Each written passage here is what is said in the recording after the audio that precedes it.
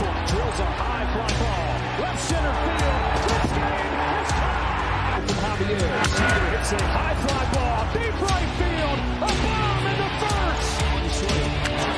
Drive. It's tied.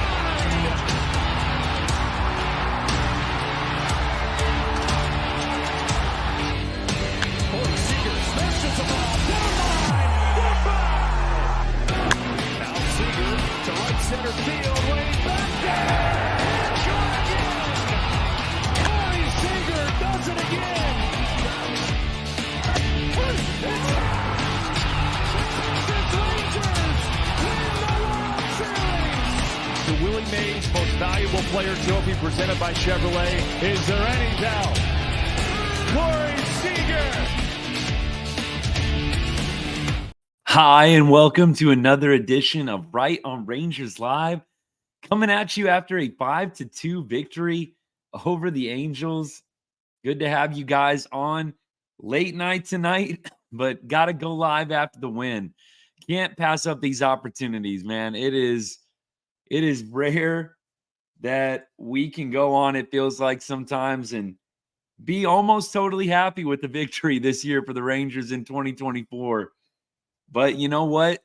Rangers get the job done tonight, and we are hoping for a good rest of the weekend with this Angels series. Man, 2 out of 3 would be great. A sweep would be even better.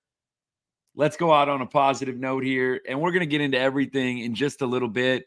The key moments, the scoring, go through our players of the game, and much more. Of course, here at Right on Rangers, we cover everything sports, but we put a big emphasis on all the teams we love from the great state of Texas, including the Rangers, and especially the Rangers during baseball season. Late night game out on the West Coast. We appreciate you guys choosing Right on Rangers for all of your Texas Rangers content. Thank you so much. Let's get into it. So deGrom making his final start of 2024 today. And what can we say? Dominant once again. Jacob deGrom has looked outstanding since his time back off the injured list, recovering from Tommy John surgery, his second Tommy John surgery.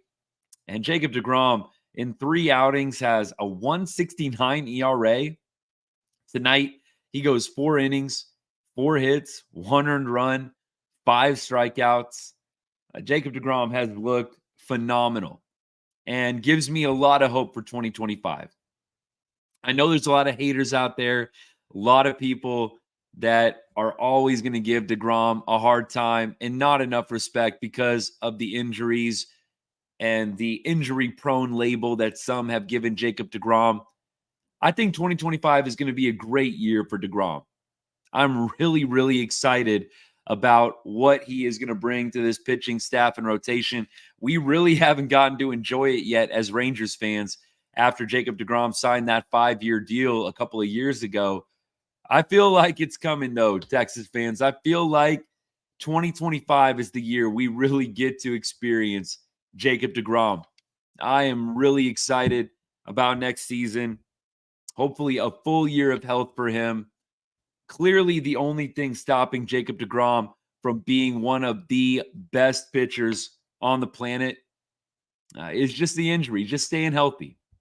And I think after this second Tommy John surgery, you are going to see that happen.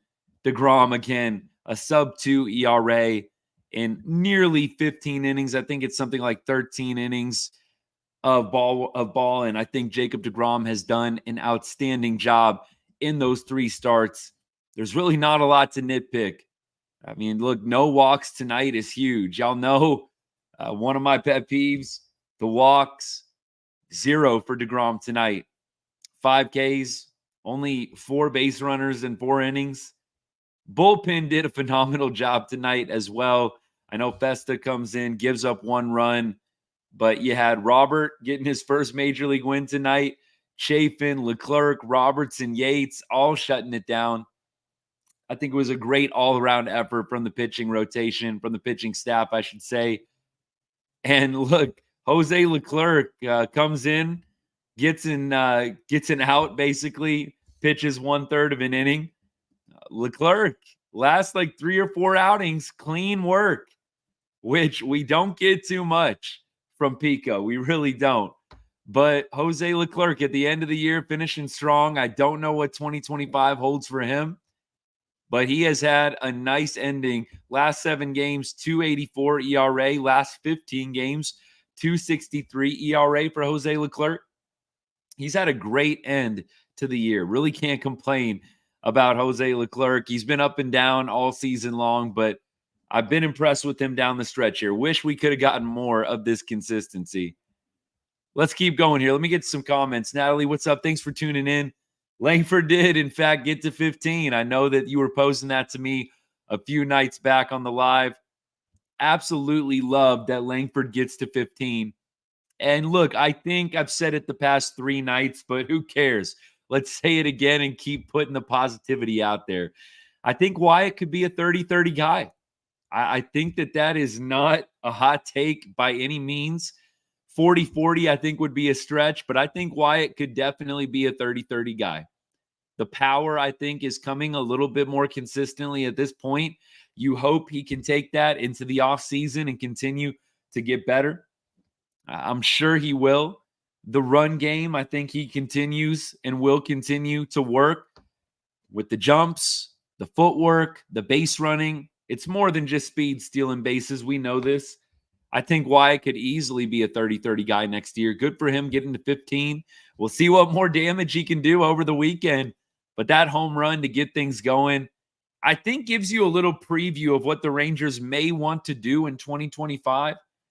I mean, look, you've got Wyatt Langford. Corey Seager, I can assume, is going to be back hitting in that 2 spot. But, man, would it be nice to have Wyatt hitting like this with Corey Seager healthy, hitting in the 3 hole perhaps.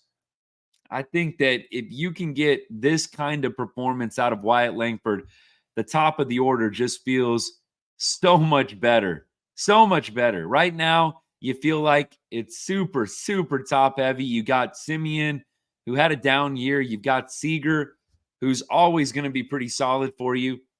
But after that, a lot of question marks. If Wyatt Langford can be another presence in that top 4, top 5, my goodness, that's going to be huge. It's going to be a game changer. Baseball Network, what's up? Thanks for tuning in. Appreciate you, bud. Been a little while. Feel like I've missed you the past few nights. I have been going late, so there's that. A lot of West Coast action for the Rangers of late, but you know what? Good to have you on. Appreciate it. Natalie, I didn't catch any of the post-game analysis or anything like that. Just watched the game. Did not have volume on or anything. Had the game on my phone. Followed along, but no commentary, nothing like that. What did Yates say that was making you think that he wants to stay? I mean, that's great news. I had heard that Robertson had really enjoyed his time in Texas and was going to be interested in sticking around. I hadn't heard much from Yates, so give me a little more details there if you can. Richard, what's up? Thanks for tuning in. Appreciate you. What do I think about the Rangers for next year is the comment. I feel pretty positive. Look, I know it can come across as Homer just saying it just because I do a Rangers pod. So I got to say, I really would tell y'all, and I know some of y'all that have been listening for a while will probably believe me on this. I would tell you if I was not feeling good about 2025. I'd be all the way 100 and give you my transparent thoughts on it. I really do feel like 2025 is going to be a good year for Texas for a number of reasons. First of all, you've got a pitching rotation that is going to be solid. You've got Jacob deGrom, a full year of deGrom. I think that they're probably going to be able to get Evo back. I think Evo, the relationship with CY, I think the fact that he won a World Series with the Rangers, he's a Texas guy. I feel like it's pretty likely Evo comes back. I'd be surprised if he didn't. I mean, look, nothing shocks me, but I would be surprised if Evo did not make it back in 2025. I think he's going to be the Rangers' top priority. Regardless, I've seen not too much, but a little bit of fans taking Evo for granted. You know, maybe you look at the last few starts, Evo not incredibly impressive down the stretch here, but I think all Rangers fans that have actually followed Evo know that that dude is a postseason dog. and he just turns on a different mode, activates a different mode when October rolls around. You want a guy like Evo next year when the Rangers make it back to October. And I think they will. You've got a full year of deGrom. You've got a full year of Tyler Mahle. You've got Cody Bradford blossoming as a starting pitcher. You've got Kumar Rocker coming on strong. Rocker, of course, along with Leiter, demoted. I mean, look, they weren't going to pitch again this year, so I hope no one's reading too much into the demotions of Rocker and Leiter. Rocker, I think, is going to have every opportunity to make the starting rotation next year. I have no idea why you wouldn't give him a fair shot, considering how he's pitched down the stretch. I think the potential's there. Was the A's start, was every start that he threw beautiful, just totally shut down, dominating? No. But I just don't know if the Rangers are going to be in the market for a big starting pitcher. The last time we went through free agents, there was an MLB article, top 10 free agents, and the MLB article basically went through who the top 10 free agents would be the best fit for. And the Rangers were tied to 2 pitchers at that time. And I think that it was totally kind of unsubstantiated. I don't think there were a lot of sourcing or anything like that. It was just one MLB writer's musings on who might be a good fit. And then also considering a little bit the team's payrolls, who they have currently on the roster, things of that nature. And the 2 pitchers that this MLB writer highlighted, noted for the Rangers in 2025 free agency, 24-25 free agency, Max Fried from the Braves, lefty, all-star, and then Blake Snell. Clearly a really solid pitcher right now, pitching for the Giants. Those were the 2 names, at least probably 3-4 weeks ago, that were getting thrown around, at least somewhat associated with the Rangers. I think Blake Snell and Max Fried are going to be pretty expensive. If you go get Evo, I really don't know if you're going to be able to afford any other top-of-the-line starting pitcher. So I think for that reason, you are going to see Kumar Rocker get every opportunity to make the starting rotation. I think the Rangers probably will sign some kind of veteran pitcher, but I think you're going to want Kumar Rocker in that rotation if he's up for it, if he's not totally having a meltdown in spring training. I say you give Rocker an opportunity, and he can be that 4th, 5th guy for you. I don't think that Andrew Heaney is going to be back. I'm looking forward to watching Heendog pitch tomorrow. His last game, probably most likely as a Ranger. I can't see Andrew Heaney taking a hometown discount. That dude's got to do what's best for him and his family. And he's had a great year. He needs to get a multi-year deal from somebody and just get paid. And I'll be very happy for Andrew Heaney when that happens. Heendog just needs to get paid at this point. So if they do, by some stroke of luck, get Andrew Heaney back out of the goodness of Heendog's heart, he signed some sweetheart deal with the Rangers. Like, I'm not going to be complaining, but I think Heendog needs to go out and get that payday. You're not going to have much better seasons than what he's had. I mean, look, Andrew Heaney clearly at the beginning of his career had the ace potential. He was a first-round pick by the Miami Marlins back in like 2013 or 14. But Heaney has kind of settled into a middle-of-the-rotation guy. And Heaney has had a sub-4 ERA most of the year. I think that Heaney is definitely going to pick up somewhere and get a nice deal from somebody willing to maybe even overpay a little bit for him. But back to the original question, you've got, again, Evo, deGrom, you've got Bradford, you've got Mahle, you've got Rocker. And then we also talked about, you still have Dane Dunning and John Gray who can start games as well. And the Rangers probably will sign some kind of 1-year vet. So to me, the rotation, extremely solid. And then you look at the bats, you look at the offensive side of things. The Rangers are going to have a full season of Josh Young. You're hopefully going to have Evan Carter back completely healthy. Now, am I banking on Evan Carter being Mr. October in 2023 like he was? No, I'm not. But I do think Evan Carter is a boost to this lineup, no doubt. So having Evan Carter back a whole year, I think that'll be huge. And then You consider the fact that we didn't have Corey Seager for 40-ish games this year. Don't know if we're ever going to get a completely full healthy year from Corey at this point in his career. I think he's going to be a guy that plays about 125, 130. And, he's good for October, but during the regular season, you're not going to get him playing every day. So, look, having Corey Seager for his usual amount, his usual workload, I think is going to be big. Rangers didn't have a ton of other injuries offensively. I know Wyatt Langford was out for a month or so with the hamstring. The Rangers do need to add a bat in free agency. I think that would be incredibly stupid if the Rangers did not go out and pursue any kind of upgrade, especially for the DH position or outfield. But for me, I feel very positive about the Rangers' chances in 2025. I would love to see them go acquire another offensive weapon. Doesn't have to be Juan Soto. It can't be Travis Jankowski, Robbie Grossman type deal. It's got to be somewhere in the middle, or maybe somewhere in the middle of the middle and Juan Soto, if that makes sense. Like, not elite, not mediocre, but somewhere in between that. That's where the Rangers need to be for their upgrade at the DH position. I think the top of the order, going to Natalie's comment here, is going to be even better in 2023. And if you can get any kind of bounce back from Adolis Garcia, look, the end here is looking great for him.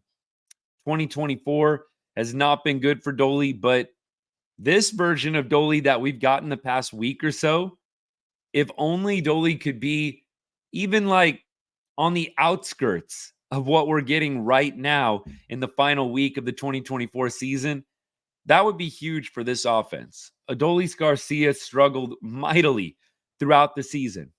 So in order for the Rangers to turn it around, they are going to have some players that had terrible years this year. Jonah Heim, Adolis Garcia, Marcus Semien. I don't think Semien had a great year. Don't care what the stats say. And I don't think Marcus would tell you that his year's been awesome either. Love Semien, by the way. But look, we got to be real about the performance and the numbers. It hasn't been great. Marcus was almost at 100 RBI last year in 2023. He's a guy that's hit over 40 home runs in his career. Marcus has got to be better next year. And I think he will be. I think if there's anybody that I'd count on to rebound, it would be him. I do think the top of the order is primed to be better than they were this year in 2024. And if you add somebody else, you add a Santander, you add another quality bat, DH, outfield, whatever the case may be, that could be huge. And you get some rebound, maybe from Doli, from Jonah Heim, from Marcus Semien. That could be exactly what the Rangers need to get 100% back on track and really assert themselves at the top of the American League. I know that the Rangers were a little bit of a punching bag this year. They're a fluke. Yeah, one off, whatever, one hit wonder, blah, blah, blah. We'll see. We'll see what happens. I would not bet against the Rangers in 2025. You can't control major injuries. You can't control some of those things, but I do think the Rangers are going to have every opportunity to do well next year. I think the Astros are going to be competitive once again. I think the Astros still have a window of about 2 to 3 years. After that, I'm really curious to see how they are going to float. I know Bregman obviously is going to be a big player in all that. Will Bregman resign? Will he go to another team? Astros lose Bregman. You don't feel like it's totally decimating, but you do feel like it's a big loss. I mean, I know Bregman, the numbers not as good as some of the numbers that his teammates put up, but Bregman kind of feels a little bit like the heart and soul of that team, along with Altuve. If Bregman doesn't sign again with the Astros, I mean, that's a big win for the Rangers. Huge win for the Rangers. If they re-sign him, so be it. I actually think re-signing Bregman to a huge deal probably in a way favors the Rangers in the long term. The Astros have given out a lot of contracts, a lot of big contracts. You wonder if those are going to catch up at some point as those players age, get older. Are they still going to be good deals in a couple of years? The Bregman deal, as Bregman ages, we'll see what he continues to do. I think that's every team's fear is you don't want to overpay for a guy that's aging, that's only going to give you a couple of good seasons. But we'll see. The Astros, I think, are going to be great next year. I don't think that they're going to fall off a cliff in 2025, but I think the Rangers will be able to compete. I hope that next year, by the way, I think they've already announced the schedule. So, I mean, look, I guess maybe for 2026, I hope that they start making Rangers Astros the last series of the year. I have no idea why the past 2 years you haven't gone Rangers Astros last series. I mean, this year, look, it wouldn't be very much fun, but I think coming in from the 2023 season, that would have been a no-brainer. Can we get a final weekend? And a lot of weekends, I think, in the next few years, it's going to come down to those few games at the end of the year. I would love to see them put together a little bit more of an interesting schedule. MLB, that is, put together a little bit more of an interesting schedule at the end of the year. Rangers, Angels, ain't it? And look, I know the Rangers aren't going anywhere this year. Playoffs, October, postseason, but you know what I mean. Rangers, Angels, you could have done something better than that to end the year. Rangers, Astros, I think, would have been a no-brainer as the final series. 100%. Let me keep going here. Deer Hunter, what's up? Thanks for tuning in. Appreciate you. Question is, do you think six-man rotations and learning to pitch and not throw your hardest helps injuries? Yes, I do. I totally do. We've talked about that on the show a few different times, and I know some of y'all are coming in late in the season, but we've talked a lot about the injuries with pitchers and how there are a lot of dudes in the league right now that are throwers. They're not pitchers, they're throwers. They can throw 98, 99. They don't have outstanding control over it, but they can throw 98, 99. In some cases, like, frickin' Miller the other day, yesterday. And the Angels have Joyce, right? I don't know if y'all have heard about the Angels closer, but I think it's Ben Joyce. That dude throws like 104, 105. I mean, look, I think it can work. I'm not saying it doesn't work. I'm not saying those guys can't be elite, can't be dominant. But I do think the emphasis on velocity has contributed, no doubt, to the injuries. I know some people point to the pitch clock. I'm not really on that train. Pitch clock is the thing that's caused more injuries of late. I don't know. There's always been pitchers that have worked fast or worked at a moderate pace. Yes, there are pitchers that go really, really slow. In fact, as someone that's played the game for a long time and coached it for a long time too, one of my biggest pet peeves is guys that work super slow. So I can tell you, as a diehard baseball fan, I don't mind the pitch clock at all. I was always one of those guys when I pitch, get on the mound, get the ball quickly. If I'm up to bat, get in the batter's box quickly. I want the next pitch coming fast. So I don't think it's pitch clock. I do think that a six-man rotation is going to benefit the Rangers, especially because you've got guys like deGrom and you've got guys like Evo. I'm assuming we get Evo back, that are on the back nine of their careers. Let's be honest. So for me, I would love to see the Rangers go six-man rotation. I would love to see there be more of an emphasis on placement, on control, on stuff, less on just trying to throw as freaking hard as you can. I do think that has contributed to injuries. And the Rangers have some hard throwers, but then they've got guys like Cody Bradford that are really good at mixing and matching pitches and locating. And clearly, Cody Bradford can't do that 100 out of 100 times. But I do think that those kinds of guys are more sustainable than the guys that are just throwing it 100 miles an hour and don't really have a great idea where the ball's going after they release it.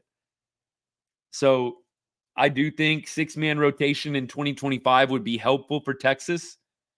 Even Tyler Mahle. Think about a guy like Mahle coming off injury. We got a lot of guys coming off injury. you really, I think, have to consider the 6-man rotation.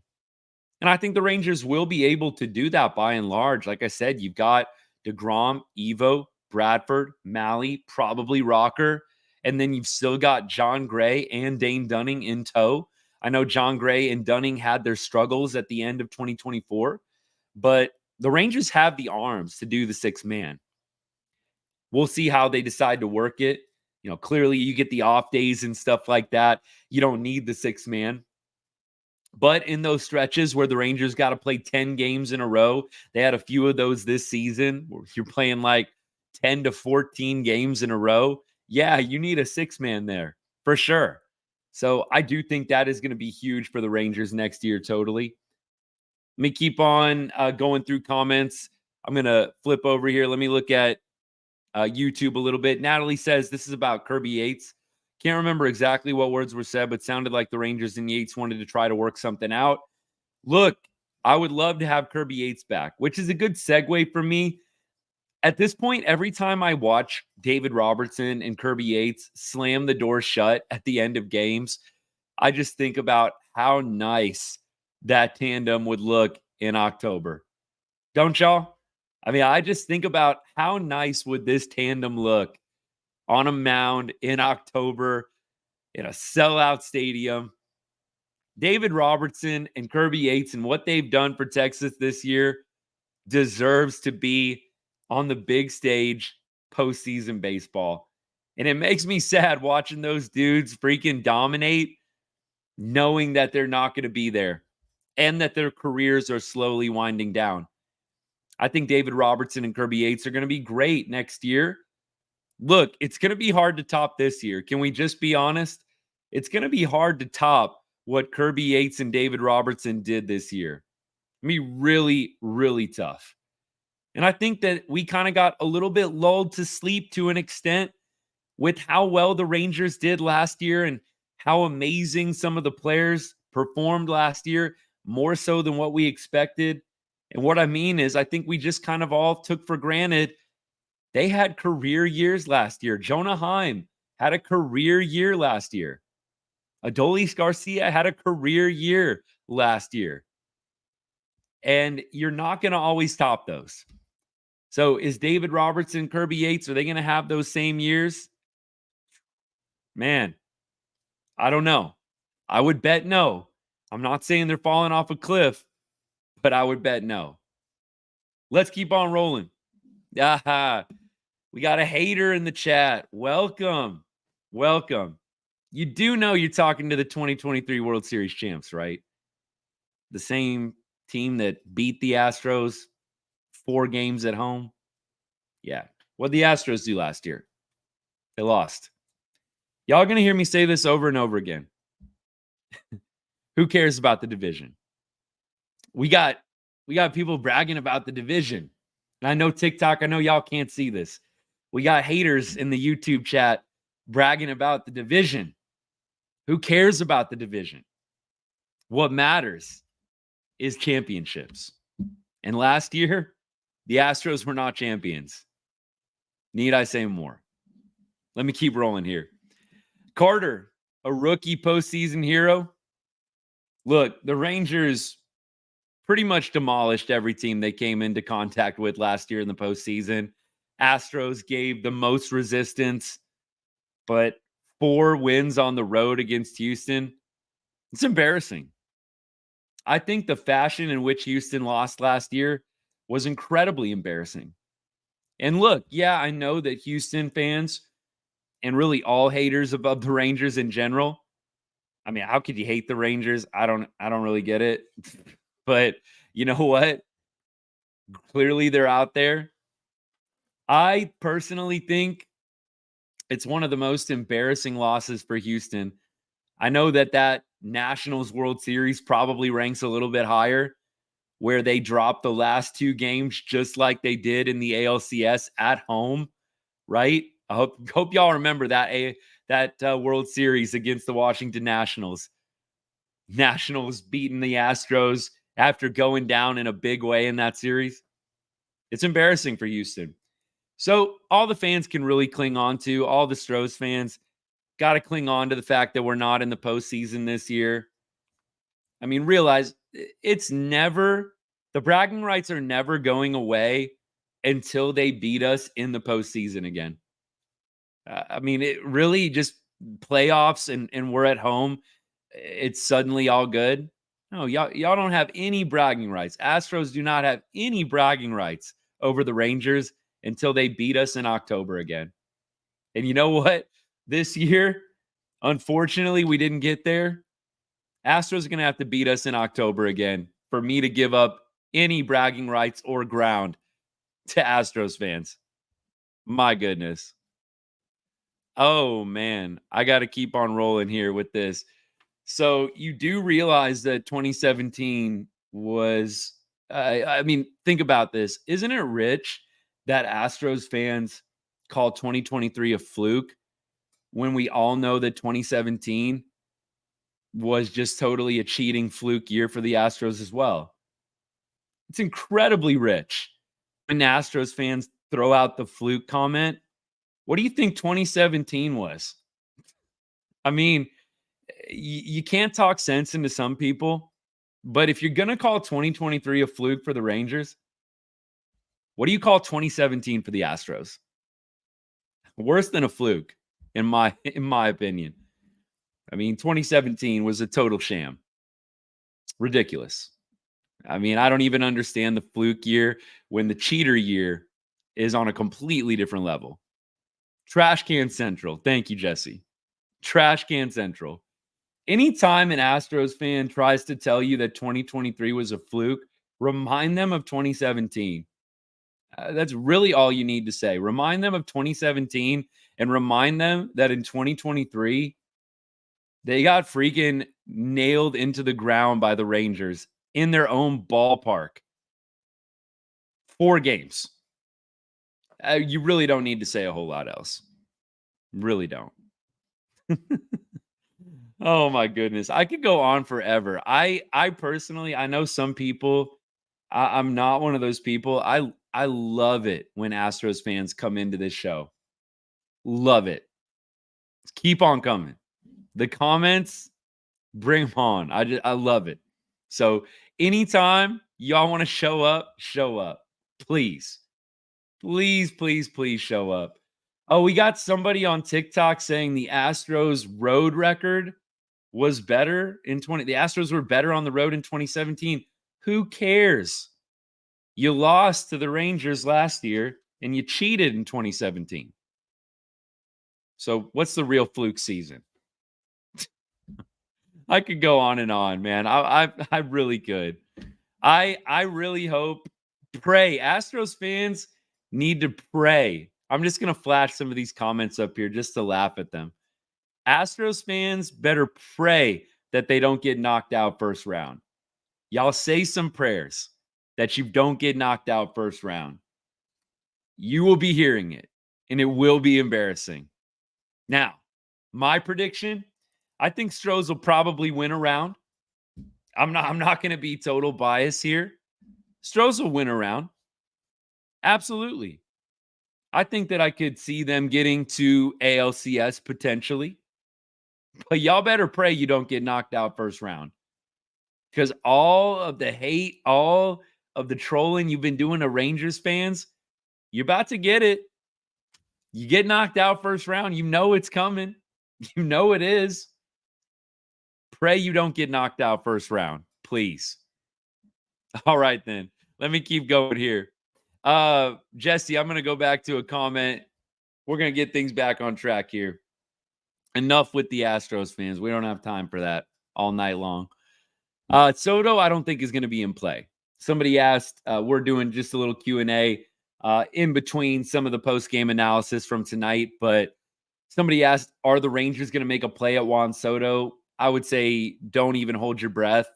I think the Rangers are trying to figure out the TV deal thing. I don't know if y'all have been reading the news on the Rangers and their whole TV contract, but they are going to break away from Bally, and it looks like they are going to be pursuing creating their own streaming network, whatever that may look like. Good for them. Hopefully it allows them to control more of the money, which in turn should allow them to form and build a better team in free agency in 2025, I'm all for it. So I don't know if Soto is going to be a realistic option. Juan Soto is trying to break the bank. Scott Boras, right now, I think Ohtani and his agent have the highest contract in Major League history. I think Scott Boras is going to be gunning for that deal, and he is going to want to surpass that. And I don't think the Rangers are going to oblige. So, no, I don't think that they're going to make a play for Soto at all. Would I love it in a world where Davis has just bottomless pockets to spend money, Rangers owner? Yeah, I would love Juan Soto in this lineup. Juan Soto is exactly the player that pretty much every team needs. A guy that can hit for power and walks and gets on base an absolute ton. Any team would love to have what Juan Soto can bring. So I would love to see it, but I'm not holding my breath. I think a better option would probably be Santander. I've said his name many, many times. I think Santander from the Orioles would be huge. I'd love to see it. Would love to see it. Let me keep going here. Yeah, I think as we continue on, we'll get into some playoff predictions and things like that. Tonight, just going back to the game itself, we already talked Wyatt Langford. We talked the homer. We also talked about Adolis Garcia. He had another home run. Those two are on the same page again. What was it? I think a couple nights ago, they each hit 2-run homers. So they each homer tonight, back to back. Love to see that. Again, this gives you a little preview of what could be in 2025. Langford hitting in the 3-hole tonight. He was hitting in that 3 spot. Josh Smith hit 2. So you could have Simeon, Steger, Langford, Doli. And then from there, we'll see. We'll see what happens in free agency. But them hitting back-to-back homers, I think, shows you exactly what the potential could be for this lineup in 2025. Those guys, 3-4 power punch, that could be huge. Could be really huge. Other than that, Jonah Heim 1 for 4, 3 Ks. Nate Lowe was 0 for tonight. Zeke Duran 0 for as well. Carson Kelly, 3 for 4 on the night, DHing tonight.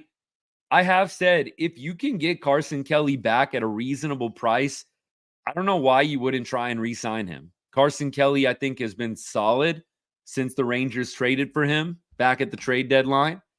I would be all for Carson Kelly coming back. I really hope that they can work something out. I don't know if there's really any other better upgrades at the catching position in free agency than Carson Kelly. So if I'm Rangers, I'm going after Carson Kelly and trying to get him to stick around. I'm definitely not banking on Jonah Heim being a 95 RBI guy again. Would I like to think Jonah Heim could have a better season than what he did this year? Yeah, absolutely. But I do think that Carson Kelly, that re-sign would be pretty big. Give the Rangers some catching depth so you can do some mixing and matching like they're able to do this year with Heim and Kelly over the last, 2.5 months, 2 months of the season. So I'd like to see Kelly get re-signed. 3 hits tonight, an RBI. Gotta love it. Solo shot for him. That was his 9th homer of the season, 9th homer of the year. And again, the average at 243 at this point. I would love to see Carson Kelly back in Ranger red, white, and blue. Duffy gets a little playing time. He's at third base tonight, 1 for 4. Look, good for him. I said this last night. Matt Duffy, a guy that's been in the league for about 10 years. Good for him. You never know. Once you kind of go into that minor league contract era of your career, you never know when you're going to get back. And Duffy was in the minor leagues for most of this season. He finally gets back. Good for him. Happy for him. Absolutely. Keep going here. We had the pitching, went through that already. Bullpen was great tonight. 5 innings, 1 earned run. That was Festa. Only gave up 3 hits in those 5 innings. Bullpen had 3 walks. Not super ideal, but nobody had more than 1 walk tonight. Chapin had 1. Robertson had one, and Yates had one. Kirby Yates, 32 for 33 in save appearances. Robertson gets his 34th hold of the year. We talked about Leclerc throwing a third of an inning.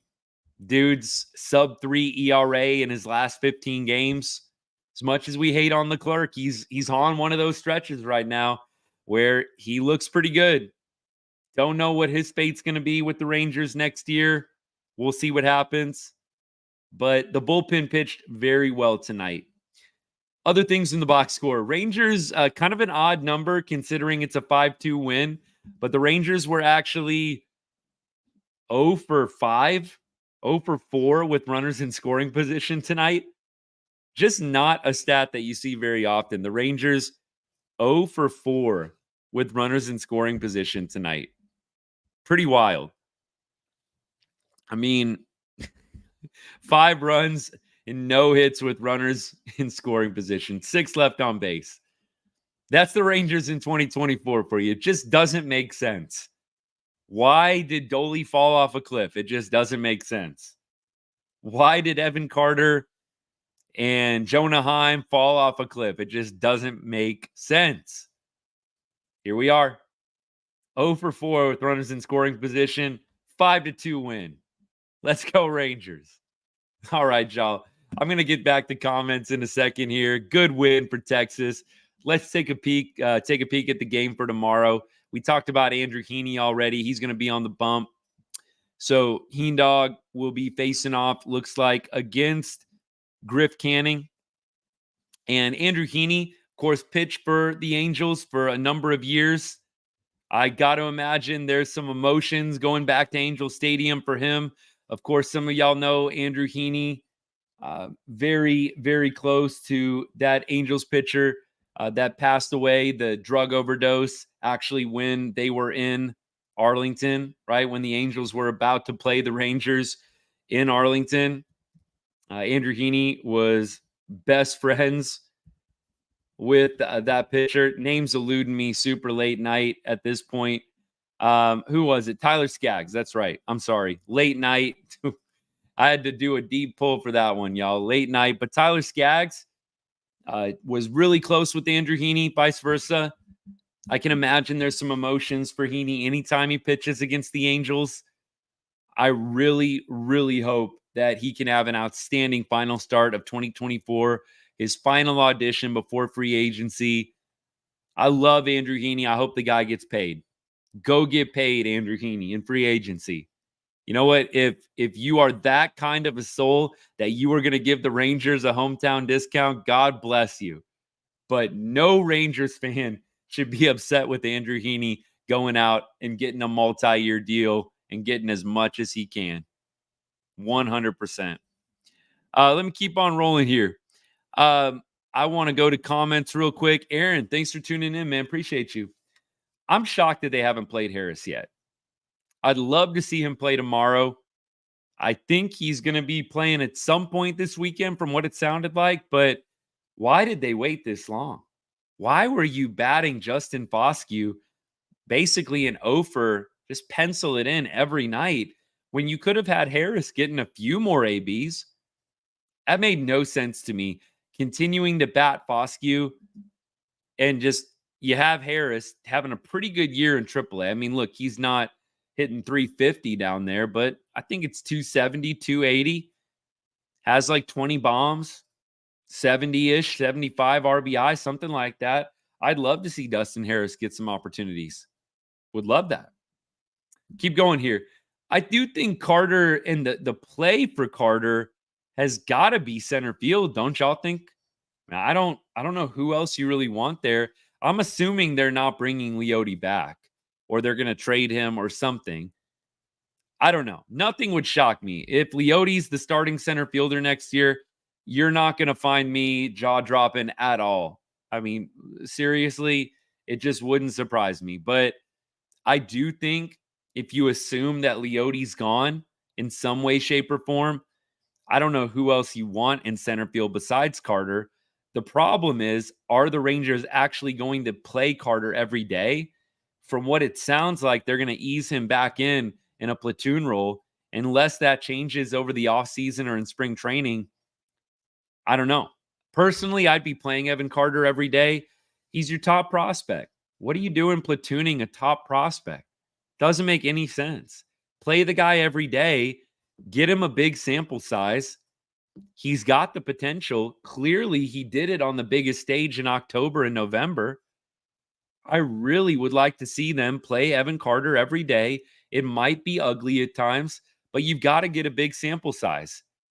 See if Evan Carter can get in a rhythm playing every day. I told y'all this in the summer. I think that the platoon thing, when you're doing that to a guy that's literally played every day at every level, I think it messes with you.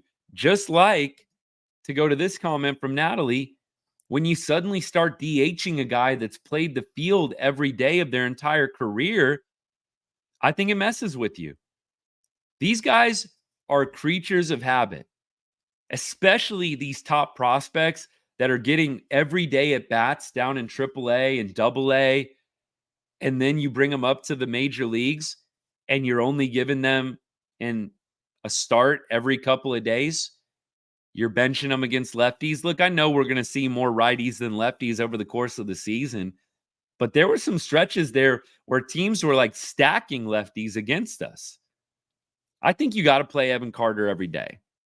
I think that would be huge for him. You take off a little bit of the pressure as well, because if you're a platoon guy, you've got one job, and that's to be really good against the opposite-handed pitchers. So for Evan Carter, you got to be really good against righties. And if you're not, it just compounds and makes everything worse. I actually think playing Evan Carter every day would probably free him up a little bit mentally and allow him to get in a groove. And maybe you see him start hitting lefties better. Evan Carter was in an 0 for 18 before he went on the IL, before his season was over. He ended in an 0 for 18 slump.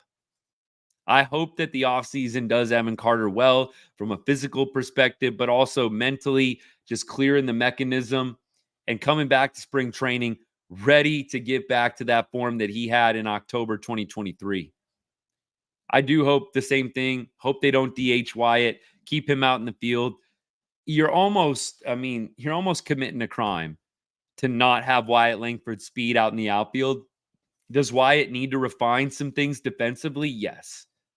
I think the route running, there's a few things with the arm angle and the arm slot for me that I would probably want to tweak. But that speed is real, and you don't want to take that speed out of the Texas Rangers outfield. So I would be playing Evan Carter every day at center, Wyatt in left. I'm assuming Doli back in right. And then hopefully you can pick up some kind of outfield free agent to maybe give those guys some breaks here and there, a guy that can maybe even compete to take away at bats from a guy like Adolis. Or if you do give Evan Carter the big sample size, it doesn't go well. Now you've got a guy that can platoon in with Evan Carter. But Jesse, to reiterate and to put a bow on this, at least this topic, every day at bats in the pros, especially for guys like Evan Carter, prospects up and coming, I think it's huge. I think when you start putting guys who are top prospects in a box, it doesn't always go super great. And I think we saw that with Evan Carter. You put him in a box, you're only playing against righties, you're benched against lefties. I think it messes with you. And I think it did mess with Evan Carter. I don't know why Fabian was only given 4 at-bats. I would have liked to see him get at-bats over Foscue. I think it was pretty clear from the beginning that Foscue was not, how do we say this nicely? I've been saying was over his skis, was just not ready. He came out of that injury, came off the IL, was on the IL for a long time, actually had a really good spring training. In fact, I kind of made the assertion, I think the injury messed with him, and I think he just needs a reset, off-season reset. I really don't know what happened with him. He was doing, about 300 in spring training. He got that big hit off Josh Hader early in the season, promptly went on the IL, and we didn't see him again until summertime. So I do think the injury messed with Bosque, but I think it was clear when he came back it wasn't working. So I really don't know why Fabian didn't get any more at bats. I think Harris and Fabian should have been playing quite a bit here the last couple weeks, so you could really get a good look at them. But that's why they get paid the big bucks and I don't. I don't know what the rationale is. Don't know if any Rangers reporter has cared to ask, like, hey, why call up Fabian if you're not going to play him? Hey, you got Dustin Harris doing pretty well down in AAA. Why not call him up? Why not see what he's got? Rangers have kind of struggled a little bit at the outfield spots. Leote, I mean, look, Doli. I don't really know why they didn't make that move. And the question isn't being asked, so maybe we'll never know. But I definitely have similar thoughts, Aaron. Why give the guy 4 at-bats if you're going to call him up? Hasn't he been up with the club for like almost 2 weeks? It feels like it's been 2 weeks since they called up Sandro Fabian. Like, come on, give the guy some playing time. Call him up to sit the bench. I know that AAA is done, right? There's no more AAA games. Like the only minor league teams that are still playing are like the rookie ball and the A ball. So I know there's not really another option for him per se. But man, I'm a little bit perplexed by the lack of playing time for some of these up-and-coming outfielders. Let me keep going here. The only way Langford's going to continue to refine his defense is by playing defense. Totally agreed. I don't think that they need to not play him as much out there. I just think they got to get him back out there. They got to get him back out there in the field, spring training, and just repping it out with him. Get him back in the lab, figuratively speaking. Work on the route running. I think that's probably a big thing that I've seen with Wyatt. It appears that the route running, the angles to the ball, to the fly balls are not as clean as what they should be. And then I also mentioned the arm slot. Really feels like Wyatt is a little bit more of a 3/4 arm slot. When you're out in the outfield, you got to be pretty over the top.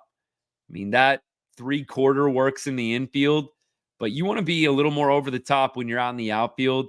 I do think that the arm slot right now causes Wyatt to overthrow a lot, just the angle. I think when you're coming over the top and you master that release point, it really does help you to keep the ball on a line. I mean, look, my coaches in college and high school, I mean, they wanted outfielders throwing the ball on a hop over overthrows or over anything else. Throw it into the ground hard, one hopper into your cutoff man. Or if you're throwing all the way home, a hard one hopper, nothing wrong with it. Of course, if you can get it all the way on a line, do it. We're not trying to say throwing the ball into the ground's better than in the air, but you get the point. I think an over-the-top motion would be something that would be worthwhile for Wyatt to work on. I think you'd see a lot less overthrows, and I think you'd maybe even see a little bit more power in the arm as well. Left field, you don't necessarily have to have the biggest cannon out there, but I think you'd get a little more power out of Wyatt in the arm, adjusting the arm slot a little bit. And if you can get the angle and the route running, he's got the speed to track down pretty much anything. So I think Wyatt's only going to get better and better. Aaron, okay. You know what? I actually saw that come across on X when I was scrolling through. So thanks for reminding me about that. Again, we're going late night here. I know it's later in Texas, 1:30. Shoot. Y'all are troopers. I love it. But 11:30 here after a long day of work. Man, some things are eluding me, but we're powering through right now. But Fabian sent down today, Lighter and Rocker sent down as well. Hopefully Harris can get some ABs this weekend. Man, that's what I want to see. It makes it more fun. When you get to see the rookies play, it's more fun. So I really do hope that they will give Harris some opportunities, Aaron. Same page, 100% on the same page there. All right, dare we look at MLB.com homepage? Dodgers? No, Tigers today. Okay, finally. Wow, the Detroit Tigers made the homepage. Good for them. What an epic collapse from Minnesota. I mean, look, we don't have any room to talk as Rangers fans, but what an epic collapse from the Minnesota Twins. Did not see that coming. I thought the Twins were a shoo-in to make the playoffs. What a collapse. I got to imagine Baldelli's got to be in a little bit of hot water. I mean, that is a pretty bad lead to blow. I mean, look, the Twins, I'm not going to be able to find the numbers, but they lost 7 of their last 10 games down the stretch. I mean, I feel like the Twins were like double-digit games over 500 in August. Doesn't that seem right? I feel like they were like 12 games over 500 in August. Now they're 4 games over 500.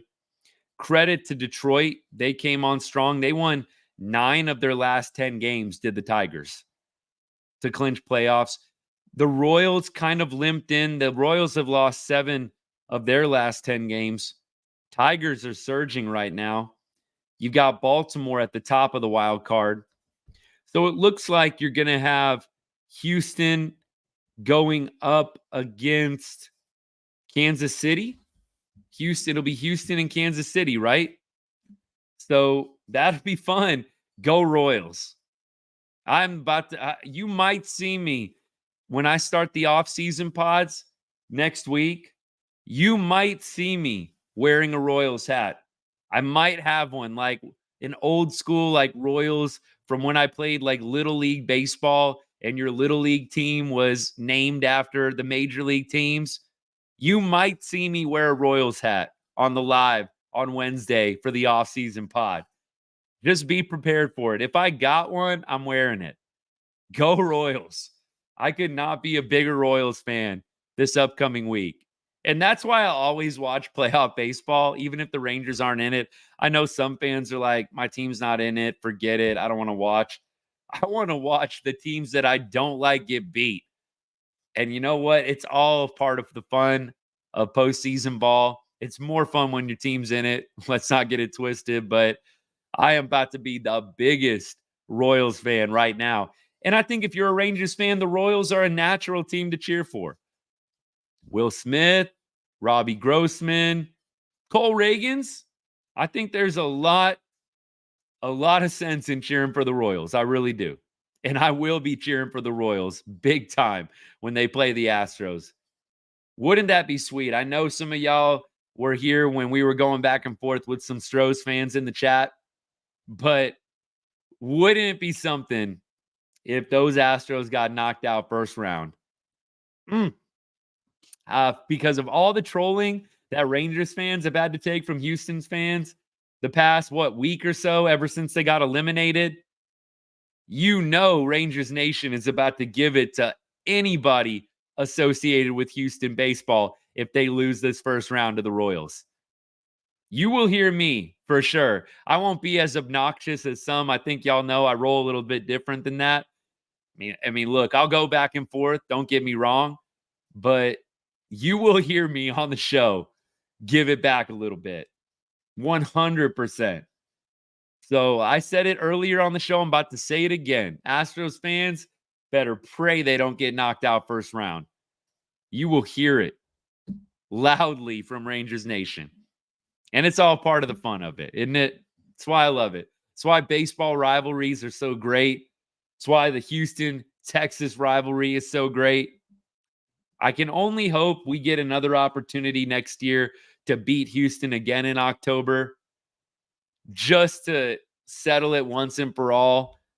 Look, the fluke talk and the one-hit wonder talk, I hope we can put that to bed and get an opportunity to do it.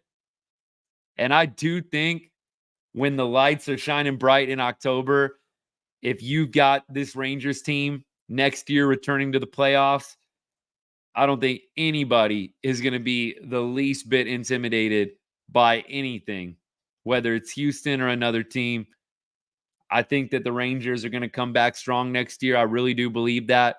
Yes, I know I'm biased, but I can only hope the Rangers get another opportunity in 2025 to go down that road to glory once more. But we're going to have fun cheering for the Royals until then. And for any team that plays the Astros along the way. Am I right? Any team. Anybody but the Stros. Anybody but the Yankees. I don't want to see the Dodgers. I think any other team I'd probably be somewhat okay with. Not high on the Phillies. Don't really want to see them. I think I told y'all, give me Padres, give me D-backs, or Royals. Tigers, I wouldn't mind. Other than that, I can't say I'm too pumped about any of the other teams. Guardians, I probably wouldn't mind either. You know what? Honestly, that city with baseball and what happened to them in 2016, you know what? If the Guardians won it, I'd be happy for them. So it's really, when I think about it, no to the Astros, no to the Yankees, no to the Dodgers. If those three teams can get knocked out, I'm all for it. All for it. Let's see. I'm going to just double check. Yeah, Phillies, I'm probably a no on as well. No on the Phils, no on the Dodgers, no on the Yankees, no on the Stros. If I can get anybody besides those four teams winning the World Series, I'll be a happy man at the end of October or November, I should say, since we kind of have that going on into the November months now at this point with the World Series. All right, y'all. Tomorrow, Longhorns play their first SEC game. We will be live to talk about the Longhorns tomorrow. Don't know if I'll have any reels or shorts out about the Rangers. We'll try and do a Rangers live as well. We may take tomorrow off. We're definitely going live on Sunday after the Rangers' final game of the season. So book that. We'll be going live on Sunday for the final game. Tomorrow may be a no just because we've got football going on. I'll be coaching. Those of y'all that have been hanging out with me for a while now, you know I coach football, coach a little baseball as well. So I'll be coaching tomorrow and then watching the Longhorns and then also doing a Longhorns pod. But I'm going to see what I can work in. Maybe I can get the Rangers in since it's a night game. It actually might be able to work out. If it was a day game, I'd say no way. But I think the Rangers actually have another late start. So we might be able to go live at about this same time, maybe 9:30, 11:30 Texas time, something like that. That would be fun. But Texas goes up against Mississippi State tomorrow. When is that game, by the way? I'm going to have to check this out. Let me see here. I think it's in the afternoon, 1:15 tomorrow. So 3:15 Texas time. So that'll be great. Got a little Longhorns and then got the Rangers coming up right afterwards. Hopefully we can make it 2 back-to-back wins. That's the plan. All right, y'all. Thanks for tuning in. I appreciate all you guys. If you're not following the account, not subscribed to the channel yet, would greatly appreciate if you hit that follow or subscribe button. Hit that notification bell or button as well. Get notified every time we go live and keep up to date with all of our latest and greatest content. And if you know someone who loves the Rangers, who loves baseball or loves college football, Texas sports, NFL, send them my way, please. I'd love to keep growing this good group of people, this good community. We've got talking sports, talking baseball. I love it. So thank you so much. Grateful for you guys. Thank you for the comments tonight. They keep the show going, keep the show fresh and entertaining. Hope y'all have a great rest of your Friday night and a good weekend ahead. Come hang out with us to talk more Rangers later this weekend or to talk Longhorns tomorrow. And as I always say to end every show, God bless